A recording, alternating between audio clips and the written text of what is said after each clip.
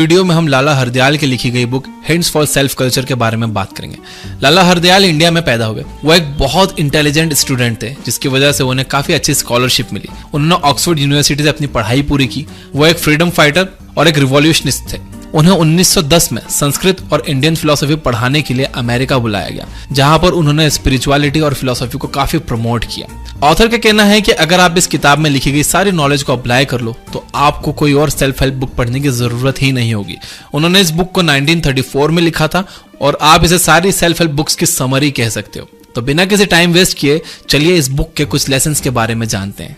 Author कहते हैं कि एक बंदे की लाइफ के 4 पार्ट्स होते हैं। अगर हम इन चारों पार्ट्स को इंप्रूव कर लें तो हमारी लाइफ परफेक्ट हो जाएगी, लेकिन अगर हम इनमें से किसी भी एक पार्ट को इग्नोर करेंगे तो हमारी लाइफ अधूरी रहेगी और बहुत ज्यादा सक्सेसफुल होने के बाद भी हम खुश नहीं रह पाएंगे।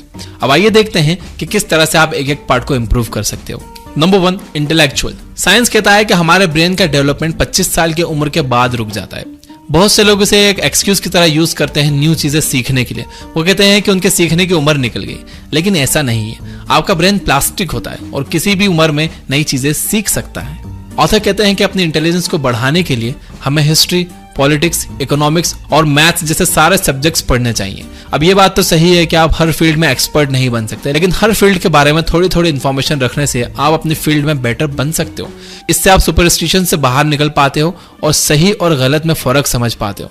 सिर्फ यही नहीं, इससे आप ये भी समझ पाते हो कि किस बात को कहां पर अप्लाई करने से आपको अच्छे रिजल्ट्स मिलेंगे और कौन सी एडवाइस कहां पर अप्लाई नहीं होगी। बिना नॉलेज के हमारी लाइफ एक अंधे घोड़े की तरह होती है, जिसकी लगाम हमेशा किसी दूसरे के हाथ में होती है। वो बंदा हमें जिस भी डायरेक्शन में लेकर जाता है, हम बिना सोचे समझे उसी डायरेक्शन में चले जाते हैं। ऑथर कहते हैं कि हम में से हर कोई अपने पेरेंट्स के रिलीजन को एक्सेप्ट कर लेता है। जब हम पैदा होते हैं तो हमारे पेरेंट्स हमें जो कुछ भी सिखाते हैं हम उसे बिना क्वेश्चन किए सीख लेते हैं। इस तरह से हम सालों से चले आ रहे अंधविश्वास को भी एक्सेप्ट कर लेते हैं। इतिहास में इन्हीं सुपरस्टिशंस की वजह से लोग काफी सारे अनएथिकल काम भी करते थे। रिलीजन और फेथ के नाम पर भी आज भी लोग अंधविश्वास को फॉलो करते हैं और उनमें से बहुत से लोग वेल एजुकेटेड भी हैं। ऑथर कहते हैं कि हिस्ट्री, साइंस, मैथ्स, पॉलिटिक्स और इकोनॉमिक्स को पढ़ने से आप अपनी सोच में से अंधविश्वास को निकाल कर फेंक सकते हो। साथ ही आप ये जान सकते हो कि आप ज्यादा पैसे कैसे कमा सकते हो, खुद को हेल्दी कैसे रख सकते हो, दुनिया किस तरह से काम करती है और ह्यूमंस का रियल नेचर क्या होता है। इन सारी चीजों को समझने के बाद आप अपनी लाइफ के हर दूसरे फील्ड में अच्छा कर पाओगे। Number 2, physical. कुछ लोग यूजुअली इस बात पर डिबेट करते हैं कि उन्हें नॉलेज इंप्रूव करने पर ज्यादा फोकस करना चाहिए या फिर हेल्थ पर। जो नॉलेज पर ज्यादा फोकस करते हैं वो कहते हैं कि अकल भैंस से बड़ी होती है, और जो हेल्थ पर फोकस करते हैं वो कहते हैं कि हेल्दी बॉडी में ही एक हेल्दी माइंड का विकास हो सकता है। ऑथर के अकॉर्डिंग ये दोनों चीजें एक बराबर मायने रखती हैं। जैसे कि हमने वीडियो के स्टार्टिंग में देखा, एक फुलफिल्ड और सेटिस्फैक्टरी लाइफ जीने के लिए आपको इन सारी चीजों पर काम करना होगा। अगर आप इनमें से किसी भी एक फील्ड को इग्नोर कर दोगे तो बाकी की चीजों में नंबर 1 पर होने के बावजूद भी आप कभी भी फुलफिल्ड नहीं फील करोगे। ऑथर के अकॉर्डिंग एक हेल्दी लाइफ के लिए आपको 4 चीजों पर फोकस करना चाहिए। Number 1, air. दिन में कम से कम 2 बार आप खुली हवा में सांस लेने बाहर निकलिए। आजकल शहरों में इतना ज्यादा पोल्यूशन हो गया है कि हमारी बॉडी को सही से ऑक्सीजन नहीं मिल पाती, जिसकी वजह से हम हर वक्त थका हुआ महसूस करते हैं। अगर आप 1 घंटे के लिए किसी पार्क या बीच पर जाकर सांस लोगे तो आप ज्यादा प्रोडक्टिव रहोगे और आपका फोकस भी इंप्रूव होगा। Number 2, water. आपको हफ्ते में कम से कम 1 बार गर्म पानी से नहाना चाहिए। साथ ही आप दिन में उतना ही पानी पीजिए जितना आपकी बॉडी को जरूरत है। जरूरत से ज्यादा पानी भी हमारी बॉडी के लिए अच्छा नहीं होता। 3rd, sunlight. आज एक बंदा अपने रूम में सोकर उठता है, अपनी कार में बैठकर ऑफिस जाता है, सारा दिन ऑफिस में बैठा रहता है, कार से बैठकर वापस घर आता है और फिर अपने घर में पूरी शाम और पूरी रात बिता देता है। कोविड के बाद से तो लोगों ने ऑफिस जाना भी बंद कर दिया। इस वजह से जो उन्हें दिन में 15 मिनट की भी सनलाइट मिल जाया करती थी, अब वो नहीं मिलती। सनलाइट से आपकी बॉडी में ताजगी रहती है, आपको विटामिन डी मिलता है। आप में से बहुत से लोग सुबह उठते हैं और आधा टाइम उन्हें होश संभालने में लग जाते हैं। वो फ्रेश होने में और ब्रश करने के बाद भी उबासियां लेते रहते हैं। ऐसा इसलिए क्योंकि आपकी बॉडी को जब तक सनलाइट नहीं मिलती है तब तक उसे ये फुली रियलाइज नहीं होता कि सुबह हो चुकी है और उसे अलर्ट हो जाना चाहिए।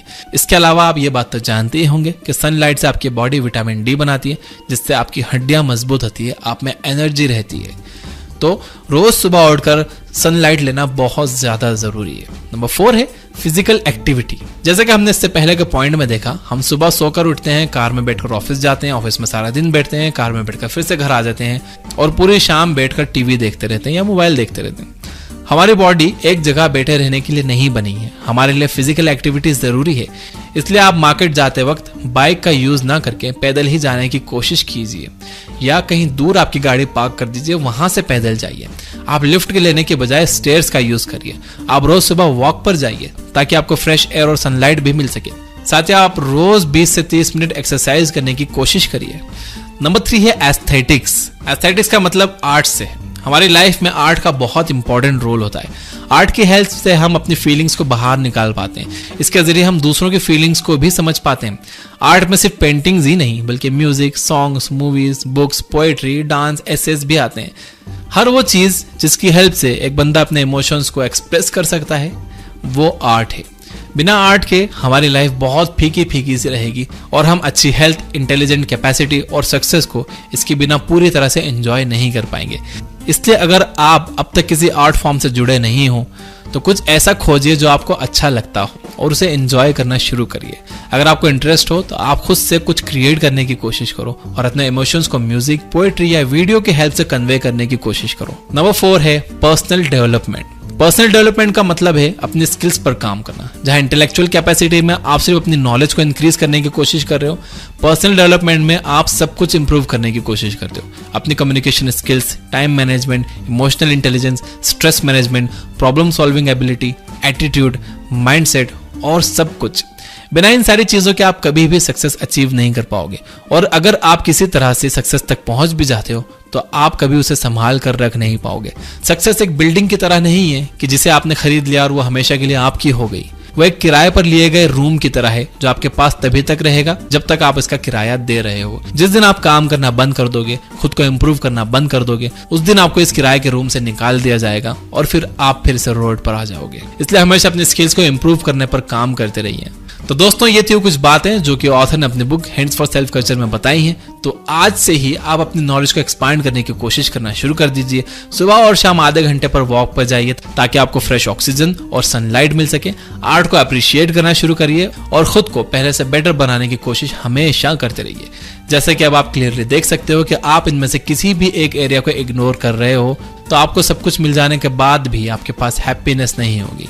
तो इस वीडियो की बातों का अफर्म करने के लिए यस आई विल कमेंट करना। अफर्मेशंस में बहुत ताकत होती है, इसे इग्नोर मत करना। वीडियो पसंद आई हो तो मेरी टीम के लिए एक लाइक तो बनता है, तो लाइक जरूर करना।